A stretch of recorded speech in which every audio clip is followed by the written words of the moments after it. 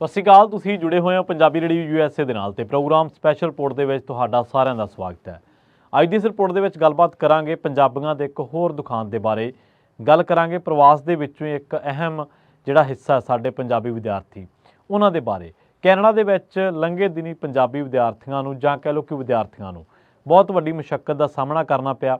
ਉਹਨਾਂ ਦੀ ਦਿੱਕਤ ਕੀ ਸੀ, ਉਹਨਾਂ ਦੇ ਐਲੀਗੇਸ਼ਨ ਕੀ ਨੇ, ਤੇ ਚੰਗੀ ਗੱਲ ਇਹ ਹੈ ਇਸ ਸਾਰੇ ਪਹਿਲੂ ਦੀ, ਇਸ ਸਾਰੇ ਜੋ ਵਾਪਰਿਆ ਪਿਛਲੇ ਲੰਘੇ 1-2 ਹਫ਼ਤਿਆਂ ਦੇ ਵਿੱਚ ਕਿ ਪੰਜਾਬੀ ਵਿਦਿਆਰਥੀਆਂ ਦੀ ਜਿੱਤ ਹੋਈ ਹੈ ਤੇ ਉਹਨਾਂ ਦੀ ਜਿਹੜੀ ਮੰਗ ਸੀ ਉਹਦੇ 'ਤੇ ਗੌਰ ਕੀਤੀ ਗਈ ਔਰ ਬਕਾਇਦਾ ਉਹਨਾਂ ਨੂੰ ਜਿਹੜੀਆਂ ਦੁਸ਼ਵਾਰੀਆਂ ਦਾ ਸਾਹਮਣਾ ਕਰਨਾ ਪੈ ਰਿਹਾ ਸੀ ਉਹਨਾਂ ਸਾਰੀਆਂ ਦੁਸ਼ਵਾਰੀਆਂ ਨੂੰ ਐਡਰੈਸ ਕੀਤਾ ਗਿਆ ਯੂਨੀਵਰਸਿਟੀ ਵੱਲੋਂ।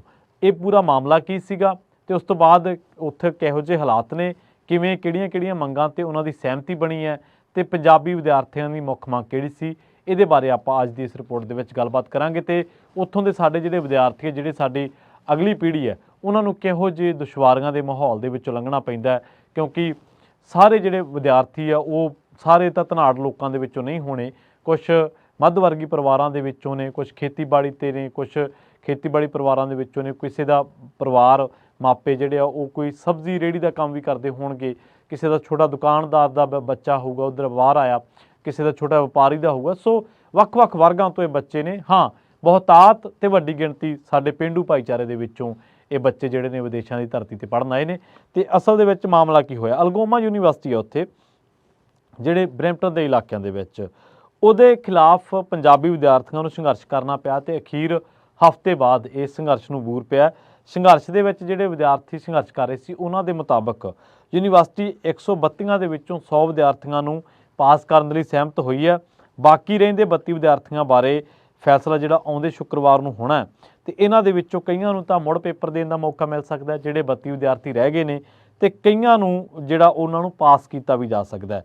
ਵਿਦਿਆਰਥੀ ਆਗੂ ਜਿਨ੍ਹਾਂ ਦੇ ਵਿੱਚ ਮਨਦੀਪ ਸਿੰਘ ਸੱਦੋਵਾਲ, ਮਨਪ੍ਰੀਤ ਕੌਰ ਲੌਂਗੋਵਾਲ, ਹਰਿੰਦਰ ਮਹਿਰੋਕ ਤੇ ਖੁਸ਼ਪਾਲ ਗਰੇਵਾਲ, ਇਹਨਾਂ ਨੇ ਸੰਘਰਸ਼ ਦੇ ਵਿੱਚ ਜਿਨ੍ਹਾਂ ਲੋਕਾਂ ਨੇ ਸਾਥ ਦਿੱਤਾ ਉਹਨਾਂ ਦਾ ਧੰਨਵਾਦ ਕੀਤਾ, ਵਿਦਿਆਰਥੀਆਂ, ਪੰਜਾਬੀਆਂ ਤੇ ਹੋਰ ਲੋਕਾਂ ਦਾ।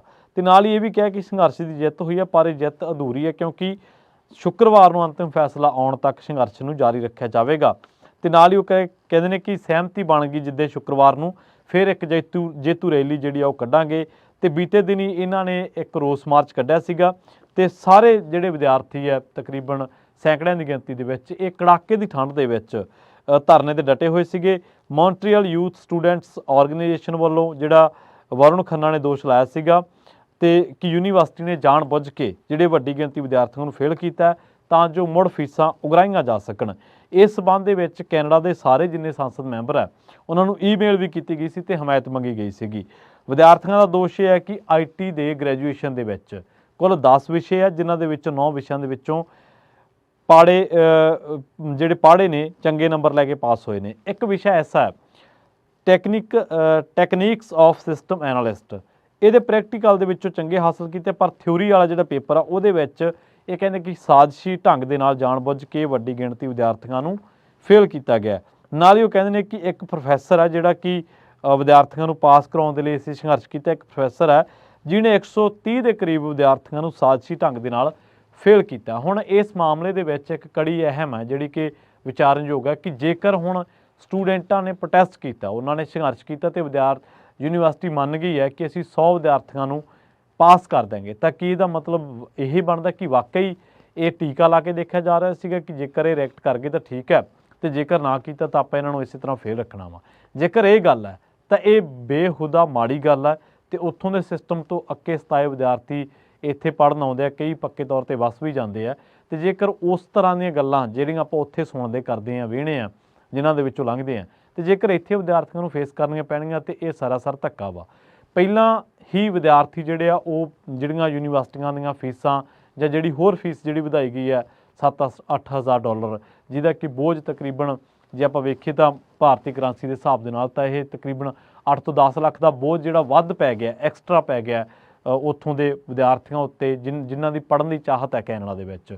ਤਾਂ ਦੂਜੇ ਪਾਸੇ ਆਸਟ੍ਰੇਲੀਆ ਦੇ ਬਾਬਤ ਆਪਾਂ ਲੰਘੇ ਦਿਨਾਂ ਦੇ ਵਿੱਚ ਖਬਰਾਂ ਸਾਂਝੀਆਂ ਕੀਤੀਆਂ ਕਿ ਕੁਛ ਕੁ ਪਹਿਲੂ ਨੇ, ਕੁਛ ਕੁ ਮੱਦ ਨੇ ਜਿਹੜੇ ਕਿ ਜਿਨ੍ਹਾਂ ਦੇ ਆਧਾਰ 'ਤੇ ਆਸਟ੍ਰੇਲੀਆ ਦੀ ਜਿਹੜੀ ਇਮੀਗ੍ਰੇਸ਼ਨ ਹੈ ਉਹ ਹੁਣ ਥੋੜ੍ਹੇ ਜਿਹੇ ਚੇਂਜਸ ਕਰਨ ਜਾ ਰਹੀ ਹੈ। ਪੰਜਾਬ ਦੇ ਵਿੱਚ ਜਾਂ ਭਾਰਤ ਦੇ ਵਿੱਚ ਸਾਡਾ ਪਹਿਲਾਂ ਹੀ ਆਰਥਿਕ ਤੇ ਸਮਾਜਿਕ ਢਾਂਚਾ ਅਜਿਹਾ ਹੈ ਜਿਨੇ ਲੋਕਾਂ ਨੂੰ ਵੱਡੀ ਗਿਣਤੀ ਦੇ ਵਿੱਚ ਹਿਜਰਤ ਕਰਨ ਦੇ ਲਈ ਮਜਬੂਰ ਕੀਤਾ। ਇਹਦੇ ਵਿੱਚ ਕਾਰਨ ਇਹ ਨੇ ਕਿ ਰੁਜ਼ਗਾਰ ਦੇ ਮੌਕੇ ਘੱਟ ਹੋਣਾ, ਦੂਜਾ ਕਾਰਨ ਇਹ ਹੈ ਕਿ ਪੋਲੀਟੀਕਲ ਓਪੀਨੀਅਨ ਕਈਆਂ ਦਾ ਵੱਖਰਾ ਹੈ, ਸਿਆਸੀ ਤੌਰ 'ਤੇ ਲੋਕਾਂ ਦੀ ਰਾਏ ਨਹੀਂ ਰਲਦੀ ਸਿਸਟਮ ਦੇ ਨਾਲ, ਸਮਾਜਿਕ ਤੌਰ 'ਤੇ ਰਾਏ ਨਹੀਂ ਰਲਦੀ। ਉਹ ਤੀਜਾ ਜਿਹੜੀ ਅਹਿਮ ਪੱਖ ਉਹ ਹੈ ਕਿ ਬਹੁਤ ਵੱਡੀ ਗਿਣਤੀ ਦੇ ਵਿੱਚ ਲੋਕਾਂ ਨੂੰ ਆਪਣੀ ਗੱਲ ਰੱਖਣ ਕਰਕੇ, ਲੋਕਾਂ ਨੂੰ ਆਪਣੇ ਹੱਕ ਮੰਗਣ ਕਰਕੇ ਉੱਥੋਂ ਦੇ ਸਿਸਟਮ ਨੇ ਜਿਹੜਾ ਉਹ ਪੜਤਾੜਨਾ ਸ਼ੁਰੂ ਕੀਤਾ, ਜਿਹਨੂੰ ਆਪਾਂ ਪੰਜਾਬੀ ਮੁਹਾਂਦਰੇ ਦੇ ਵਿੱਚ ਕਹਿ ਸਕਦੇ ਹਾਂ ਕਿ ਉਹਨਾਂ ਦੀ ਆਵਾਜ਼ ਦਬਾਉਣੀ ਸ਼ੁਰੂ ਕੀਤੀ ਹੈ। ਸੋ ਇਸ ਕਰਕੇ ਲੋਕਾਂ ਨੂੰ ਲੱਗਦਾ ਕਿ ਹੁਣ ਸ਼ਾਇਦ ਇੱਥੇ ਕੁਛ ਨਹੀਂ ਬਚਿਆ, ਤਾਂ ਉਹ ਫਿਰ ਬੱਚੇ ਜਿਹੜੇ ਨੇ, ਵਿਦਿਆਰਥੀ ਜਿਹੜੇ ਨੇ, ਉਹ ਬਾਹਰਲੇ ਮੁਲਕਾਂ ਦਾ ਰੁਖ ਕਰਦੇ ਆ, ਉੱਥੇ ਪੜ੍ਹਨ ਜਾਂਦੇ ਆ। ਅਤੇ ਇਹ ਜਦੋਂ ਪੜ੍ਹਦੇ ਨੇ ਬੱਚੇ, ਇਹ ਨਹੀਂ ਆ ਕਿ ਉਹ ਬੱਚੇ ਜਿਹੜੇ ਨੇ ਉਹ ਜਿਵੇਂ ਮੈਂ ਮੱਧ ਵਰਗੀ ਘਰਾਂ ਦਾ ਜ਼ਿਕਰ ਕਰਕੇ ਹਟਿਆ ਕਿ ਉਹ ਫਲਾਈਟ ਤੋਂ ਉਤਰਦੇ ਨੇ ਅਤੇ ਸਿੱਧਾ ਕਾਲਜ ਜਾਂਦੇ ਨੇ, ਹੋਸਟਲਾਂ ਦੇ ਵਿੱਚ ਚੰਗੀ ਜ਼ਿੰਦਗੀ ਬਤੀਤ ਕਰਦੇ ਨੇ। ਨਹੀਂ, ਉਹ ਨਾਲ ਕੰਮ ਕਰਦੇ ਨੇ, ਕਿਉਂਕਿ ਉਹਨਾਂ ਨੂੰ ਪਤਾ ਕਿ ਸਾਡੇ ਮਾਪਿਆਂ ਨੇ ਬੜੀ ਔਖ ਦੇ ਨਾਲ ਸਾਨੂੰ ਇੱਥੇ ਭੇਜਿਆ ਅਤੇ ਸਾਡਾ ਇੱਥੇ ਫਰਜ਼ ਬਣਦਾ ਕਿ ਅਸੀਂ ਜਿਹੜਾ ਕਰੀਏ। ਹੁਣ ਇੱਕ ਪਾਸੇ ਇੱਕ ਬੱਚਾ ਜਿਹੜਾ ਮੱਧ ਵਰਗੀ ਪਰਿਵਾਰ 'ਚ ਉੱਥੇ ਉੱਠਿਆ, ਚਾਹੇ ਉਹ ਕਿਸੇ ਜ਼ਿਮੀਂਦਾਰ ਦਾ ਬੱਚਾ, ਚਾਹੇ ਉਹ ਕਿਸੇ ਮੁਲਾਜ਼ਮ ਦਾ ਬੱਚਾ ਜਿਹੜਾ ਦੂਜੇ ਤੀਜੇ ਦਰਜੇ ਦਾ ਮੁਲਾਜ਼ਮ ਹੈ, ਚਾਹੇ ਉਹ ਕਿਸੇ ਛੋਟੇ ਵਪਾਰੀ ਦਾ ਬੱਚਾ ਹੈ, ਉਹ ਬੜੀ ਔਖ ਦੇ ਨਾਲ ਉਹ 16 17 18 20 ਲੱਖ ਰੁਪਈਆ ਇਕੱਠਾ ਕਰਕੇ ਬਾਹਰ ਆਇਆ, ਔਰ ਬਾਹਰ ਆ ਕੇ ਉਹਨੇ ਫੀਸ ਭਰੀ, ਪੜ੍ਹਾਈ ਕੀਤੀ, ਔਰ ਆਪਣਾ ਰੋਜ਼ ਦੀ ਰੋਟੀ ਦੇ ਲਈ ਜਾਂ ਗੁਜ਼ਰ ਬਸਰ ਕਰਨ ਦੇ ਲਈ ਉਹਨੂੰ ਕੰਮ ਕਰਨਾ ਪਿਆ ਦਿਨ ਰਾਤ ਸ਼ਿਫਟਾਂ ਦੇ ਵਿੱਚ। ਪਰ ਇੱਕ ਪਾਸੇ ਜਿੱਥੇ ਉਹ ਪੜ੍ਹ ਰਿਹਾ ਵਾ, ਉੱਥੇ ਉਹਨੂੰ ਐਸੀ ਦੁਸ਼ਵਾਰੀ ਦਾ ਸਾਹਮਣਾ ਕਰਨਾ ਪਵੇ ਜਿਹਦੇ ਲਈ ਉਹਨੂੰ ਧਰਨੇ ਲਾਉਣੇ ਪੈਣ, ਤਾਂ ਫਿਰ ਇਹ ਸਿਸਟਮ ਉੱਥੋਂ ਦੇ ਸਿਸਟਮ ਨਾਲੋਂ ਵੱਖਰਾ ਕਿਵੇਂ ਹੋਇਆ? ਇੱਥੇ ਟਰਾਂਸਪੇਰੈਂਸੀ ਕਿੱਧਰ ਗਈ? ਜਦੋਂ ਜਿਹੜੀ ਯੂਨੀਵਰਸਿਟੀ ਨੇ 132 ਵਿਦਿਆਰਥੀ ਫੇਲ ਕਰਤੇ, ਔਰ ਜਦੋਂ ਪ੍ਰੋਟੈਸਟ ਹੋਇਆ, ਜਦੋਂ ਸਟੂਡੈਂਟਸ ਨੇ ਆਪਣੀ ਮੰਗ ਰੱਖੀ, ਤਾਂ 100 ਤਾਂ ਸਿੱਧੇ ਹੀ ਯਕਮੁਸ਼ਤੀ ਪਾਸ ਕਰਤੇ, ਅਤੇ 32 ਬਾਰੇ ਉਹ ਕਹਿੰਦੇ ਕਿ ਅਸੀਂ ਜ਼ਰੂਰ ਕੋਈ ਨਾ ਕੋਈ ਫੈਸਲਾ ਲਵਾਂਗੇ।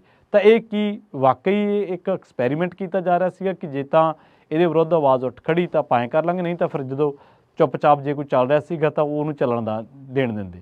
ਸੋ ਇੱਥੇ ਵੀ ਬਾਹਰ ਆ ਕੇ ਵੀ ਜਿਹੜੀਆਂ ਦੁਸ਼ਵਾਰੀਆਂ ਕੰਮ 'ਤੇ ਨੇ, ਜਿਹੜੀਆਂ ਦੁਸ਼ਵਾਰੀਆਂ ਰੈਂਟ 'ਤੇ ਰਹਿਣ 'ਤੇ ਨੇ, ਜਿਹੜੀਆਂ ਦੁਸ਼ਵਾਰੀਆਂ ਕੰਮ ਵਾਲੀ ਥਾਂ ਤੋਂ ਪੜ੍ਹਨ ਵਾਲੀ ਥਾਂ ਤੱਕ ਪਹੁੰਚਣ 'ਤੇ ਨੇ, ਕੰਮ ਵਾਲੀ ਥਾਂ 'ਤੇ ਨੇ, ਜਾਂ ਪੜ੍ਹਨ ਵਾਲੀ ਥਾਂ ਤੋਂ ਆਪਣੇ ਕਮਰੇ, ਰੂਮ, ਬੇਸਮੈਂਟ ਤੱਕ ਪਹੁੰਚਣ ਤੱਕ ਨੇ, ਉਹ ਦੁਸ਼ਵਾਰੀਆਂ ਇਕੱਲੀਆਂ ਇੰਨੀਆਂ ਥੋੜ੍ਹੋ ਹੈ, ਅਕੈਡਮਿਕ ਲੈਵਲ 'ਤੇ ਵੀ ਦੁਸ਼ਵਾਰੀਆਂ ਨੇ ਪੰਜਾਬੀ ਸਟੂਡੈਂਟਸ ਦੇ ਲਈ। ਸੋ ਬਹੁਤ ਜਿਹੜਾ ਇੱਕ ਮੰਦਭਾਗੇ ਦੌਰ ਦੇ ਵਿੱਚ ਇਹਨਾਂ ਵਿਦਿਆਰਥੀਆਂ ਨੂੰ ਲੰਘਣਾ ਪਿਆ।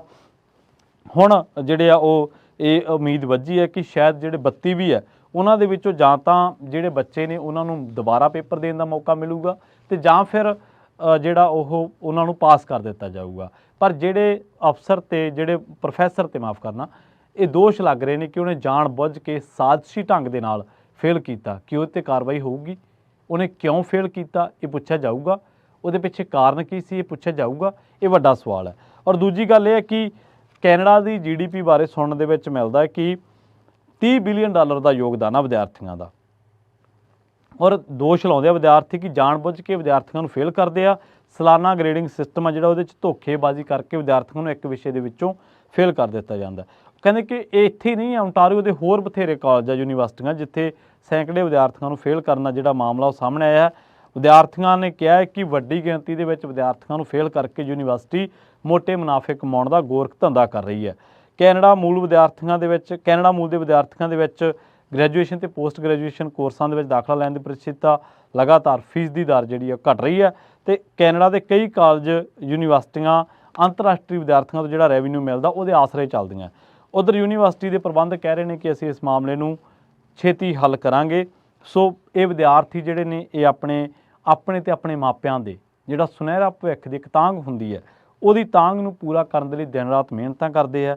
ਪਰ ਕਈ ਵਾਰੀ ਆਪਾਂ ਦੇਖਦੇ ਹਾਂ ਕਿ ਇੱਕ ਅੱਧੀ ਘਟਨਾ ਕਰਕੇ ਮੀਡੀਆ ਅਤੇ ਹੋਰ ਸਮਾਜਿਕ ਜਥੇਬੰਦੀਆਂ ਇਹਨਾਂ ਦੀ ਕਿਰਦਾਰਕੁਸ਼ੀ ਵੀ ਕਰਦੇ ਆ, ਜੋ ਕਿ ਸਰਾਸਰ ਧੱਕਾ। ਹਾਂ, ਜਿਹੜੇ ਕੋਈ ਸ਼ਰਾਰਤੀ ਅਨਸਰ ਆ, ਲੱਖਾਂ ਦੇ ਵਿੱਚ ਕੁਝ ਸੈਂਕੜੇ ਹੋ ਵੀ ਸਕਦੇ ਆ ਜਿਹੜੇ ਸ਼ਰਾਰਤੀ ਅਨਸਰ ਆ, ਉਹਨਾਂ ਦੇ ਬਾਰੇ ਜੋ ਉਹਨਾਂ ਨੂੰ ਜੇ ਕੋਈ ਸ਼ਰਾਰਤ ਕਰਦਾ ਤਾਂ ਉਹਦੇ 'ਚ ਕਾਨੂੰਨ ਆਪਣਾ ਕੰਮ ਕਰੇ, ਉਹਦੇ 'ਚ ਹੋਰ ਜਿਹੜੀਆਂ ਸੰਬੰਧਿਤ ਧਿਰਾਂ ਨੇ ਉਹ ਆਪਣਾ ਕੰਮ ਕਰਨ, ਉਹਦੇ ਨਾਲ ਆਪਾਂ ਨੂੰ ਕੋਈ ਨਹੀਂ ਹੈ। ਪਰ ਆਪਾਂ ਨੂੰ ਇਹ ਨਹੀਂ ਭੁੱਲਣਾ ਚਾਹੀਦਾ ਕਿ ਇਹਨਾਂ ਹੀ ਵਿਦਿਆਰਥੀਆਂ ਦੇ ਵਿੱਚੋਂ ਵੱਡੀ ਗਿਣਤੀ ਵਿਦਿਆਰਥੀ ਜਿਹੜੇ ਨੇ ਉਹ ਮੱਧ ਵਰਗੀ ਪਰਿਵਾਰਾਂ 'ਚੋਂ ਨੇ, ਕਿਸਾਨੀ ਪਰਿਵਾਰਾਂ 'ਚੋਂ ਨੇ, ਮਾਤੜ ਪਰਿਵਾਰਾਂ 'ਚੋਂ ਨੇ, ਔਰ ਜਿਨ੍ਹਾਂ ਨੇ ਜਿੰਨੀ ਰਕਮ ਲਾਈ ਆ ਉਨੀ ਰਕਮ ਖਰਚ ਕਰਕੇ ਉਹ ਬੜੀ ਮੁਸ਼ਕਿਲ ਦੇ ਨਾਲ ਜਹਾਜ਼ ਚੜ੍ਹੇ ਨੇ। ਅਤੇ ਜੇਕਰ ਇੱਥੋਂ ਦਾ ਸਿਸਟਮ ਵੀ ਉਹਨਾਂ ਦੇ ਨਾਲ ਇਸ ਤਰ੍ਹਾਂ ਪੇਸ਼ ਆਊਗਾ, ਉਹਨਾਂ ਦੀਆਂ ਦੁਸ਼ਵਾਰੀਆਂ ਕਰੂਗਾ, ਅਤੇ ਫਿਰ ਉਹ ਕਿੱਧਰ ਜਾਣਗੇ? ਜਿਵੇਂ ਮੈਂ ਆਸਟ੍ਰੇਲੀਆ ਦਾ ਜ਼ਿਕਰ ਕੀਤਾ, ਜਿਵੇਂ ਭਾਰਤ ਦੀ ਵਿਵਸਥਾ ਦਾ ਜ਼ਿਕਰ ਕੀਤਾ, ਅਤੇ ਹੋਰ ਕੋਈ ਰਾਹ ਨਹੀਂ ਬਚਦਾ। ਸੋ ਇਸੇ ਕਰਕੇ ਕਈ ਵਾਰੀ ਅਕੈਡਮਿਕ ਲੈਵਲ 'ਤੇ, ਕਈ ਵਾਰੀ ਕੰਮਕਾਰ ਵਾਲੀਆਂ ਥਾਵਾਂ 'ਤੇ, ਕਈ ਵਾਰੀ ਰਹਿਣ ਵਾਲੀਆਂ ਥਾਵਾਂ 'ਤੇ ਚੰਗਾ ਸੁਖਾਵਾਂ ਮਾਹੌਲ ਨਾ ਹੋਣ ਕਰਕੇ ਸਾਡੇ ਜਿਹੜੇ ਬੱਚੇ ਹੈ ਪੰਜਾਬ ਦੀ ਜਿਹੜੀ ਅਗਲੀ ਪੀੜ੍ਹੀ ਹੈ ਉਹ ਕਈ ਵਾਰੀ ਡਿਪਰੈਸ਼ਨ ਤੋਂ ਫਿਰ ਅਗਲਾ ਜਿਹੜਾ ਖਤਰਨਾਕ ਕਦਮ ਆ ਕਿ ਆਪਣੇ ਆਪ ਨੂੰ ਖਤਮ ਕਰ ਲੈਣਾ, ਉਹਦੇ ਰਾਹ ਵੀ ਪੈਂਦੇ ਨੇ। ਸੋ ਅਸੀਂ ਇਹ ਉਮੀਦ ਕਰਦੇ ਹਾਂ ਕਿ ਇੱਧਰ ਇਹੋ ਜਿਹੀਆਂ ਘਟਨਾਵਾਂ ਨਾ ਵਾਪਰਨ, ਅਤੇ ਅਸੀਂ ਇਹ ਅਰਦਾਸ ਵੀ ਕਰਦੇ ਹਾਂ ਕਿ ਬੱਚਿਆਂ ਦੇ ਨਾਲ ਕੋਈ ਅਜਿਹੀ ਅਣਸੁਖਾਵੀਂ ਘਟਨਾ ਨਾ ਵਾਪਰੇ ਜਿਹਦੇ ਨਾਲ ਉਹਦੇ ਤੇ ਉਹਦੇ ਮਾਪਿਆਂ ਦੇ ਜਿਹੜੇ ਸੁਪਨੇ ਆ ਉਹ ਮਿੱਟੀ ਦੇ ਵਿੱਚ ਮਿਲ ਜਾਣ। ਜਲਦ ਮਿਲਾਂਗੇ ਇੱਕ ਹੋਰ ਨਵੀਂ ਰਿਪੋਰਟ ਦੇ ਵਿੱਚ। ਬਹੁਤ ਬਹੁਤ ਧੰਨਵਾਦ।